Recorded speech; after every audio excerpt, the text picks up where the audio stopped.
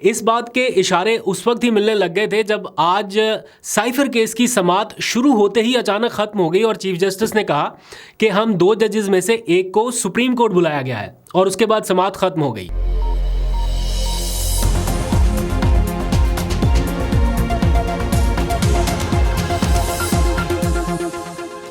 बिस्मिल्लाहिर्रहमानिर्रहीम, अस्सलाम वालेकुम। पाकिस्तान और दुनिया भर में देखने और सुनने वालों को अब्दुल कादिर का सलाम। आज कुछ और बहुत सारी इंपॉर्टेंट डेवलपमेंट थी जिनके ऊपर मैं बात करने ही वाला था, जैसे कि इमरान खान की आज एक अहम ऑफ़र कि मुझे जेल में रखना है रखें लेकिन बाकी सबको रिहा कर दें, और साथ ही उनके 5 मुतालबात और फिर PTI की तरफ से जो उनकी मुमकिन एहतजाजी तहरीक है उसका जलसा पेशावर में होने जा रहा है और उसका नाम रख दिया गया है कैदी 804 की रिहाई। उससे मशरूत कर दिया गया जलसा और बहुत बड़ा एक सुपर पावर शो होने जा रहा है। कब होगा, कहाँ पर होगा, ये सारी तफसीलात आपको कुछ ही देर में बताता हूँ, लेकिन इससे पहले कि इन सारी चीज़ों के ऊपर बात करते, अचानक एक बहुत बड़ा भौचाल आया पाकिस्तान के इस पूरे मंजरनामे के ऊपर, जिसे सियासी मंजरनामा भी कह सकते हैं, अदालती मंजरनामा भी कह सकते हैं, और एक तरह से रिसेंट डेवलपमेंट ने हिला के रख दिया है सबको। इसके ऊपर मैं देख रहा हूँ कि अभी चूँकि बहुत रिसेंट हैपनिंग हुई है तो इसमें बहुत सारी चीज़ें ऐसी हैं जिनका अभी आउटकम आना बाकी है, जिनके बारे में डिटेल्स अभी लेना बाकी हैं। तो ऑथेंटिक चीज़ों के ऊपर बात करेंगे। अब से कुछ देर पहले एक ख़त मंजरे आम पे आया इस्लामाबाद हाई कोर्ट के 6 जजेस का। आपने उसके बारे में सारी डिटेल सोशल मीडिया पे सुन ली होगी, बहुत ज़्यादा डिटेल में नहीं जाऊँगा। अदलिया में मुदाखलत और जजेस पर असरअंदाज होने का मामला उठाया गया इस ख़त में इस्लामाबाद हाई कोर्ट के 6 जजेस की जानिब से।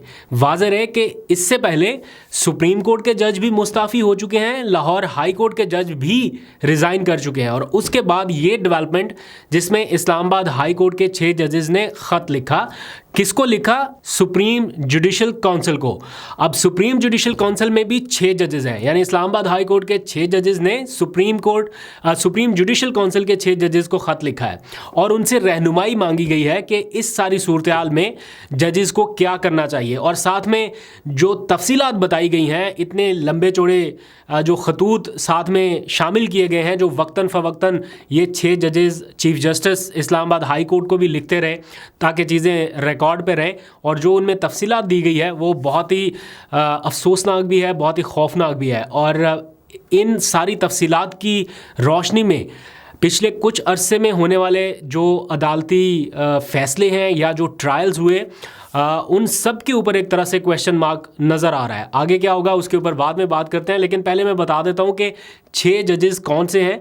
इस्लामाबाद हाई कोर्ट में टोटल 8 जजेस होते हैं। इन 8 में से एक chief justice Islamabad high court Aamir Farooq साहब जिन्होंने ख़त नहीं लिखा, एक जस्टिस मियां गुल हसन औरंगज़ेब है जिन्होंने ख़त नहीं लिखा, लेकिन बाकी 6 के 6 जजेस ने, जिनमें justice Mohsin Akhtar Kayani, justice Tariq Mahmood Jahangiri, justice Babar Sattar, justice Ejaz Ishaq Khan, justice Arbab Mohammad Tahir और जस्टिस समन रफ़त साहबा शामिल हैं। इन्होंने ये ख़त तहरीर किया, और किसे किया वो भी बता देता हूँ। सुप्रीम जुडिशल काउंसिल में कौन कौन है इस वक्त?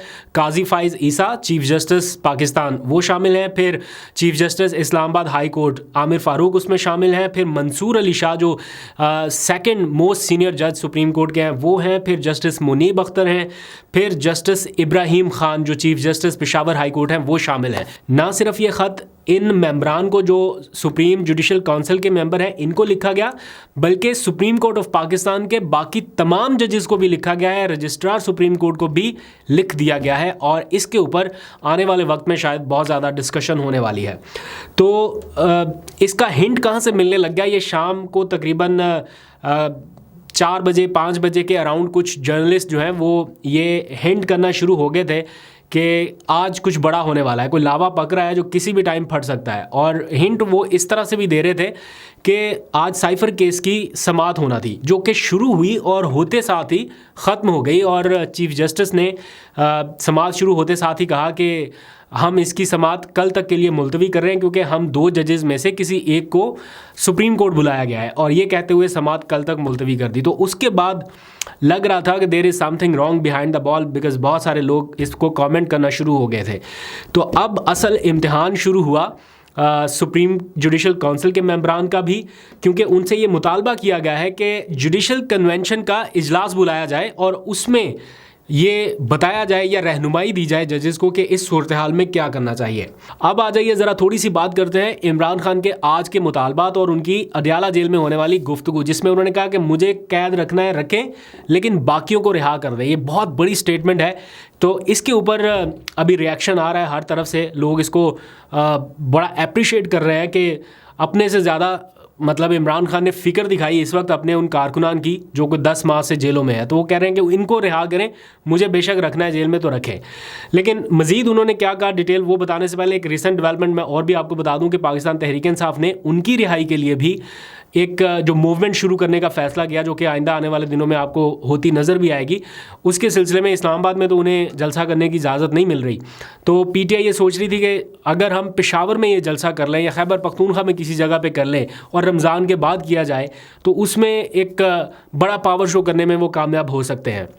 वहाँ पे उनको सियासी रुकावटों का सामना भी नहीं करना पड़ेगा, जो इंतज़ामी मशीनरी है वो भी उनके साथ होगी, तो वो एक बड़ा पावर शो कर पाएंगे। तो उस जलसे का जो नाम है वो आज बैरिस्टर गौहर बता रहे थे कि कैदी 804 की रिहाई, इसके नाम से ये जलसा करने जा रहे हैं और इसको मशरूत किया गया है। तो बेसिक ऑब्जेक्टिव तो दबाव बढ़ाना ही। अब देखते हैं कितना बढ़ता है।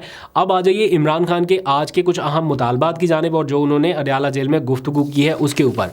इमरान खान ने कुछ मुतालबात दोहराए हैं। वो कहते हैं कि मेरा सबसे पहला मुतालबा जो है वो ये है कि 9 मई के वाक़यात की और 8 फरवरी के इंतखाबात की, इन दोनों की अलग अलग जुडिशल इंक्वायरी कराई जाए ताकि हक़ाइक़ सबके सामने आ सके और पता चल सके। फिर उनसे ये क्वेश्चन भी हुआ कि आपसे अमरीकी सफ़ीर कोई मुलाकात के लिए आया या कोई बातचीत इस तरह की आपने सुनी? तो उन्होंने कहा अभी तक तो मुलाकात नहीं हुई, लेकिन अगर वो मुलाकात के लिए आए तो उनसे भी डोनाल्ड लू के ख़त और जो अमरीकी हुकूमत का किरदार है उसके ऊपर बात ज़रूर करूँगा।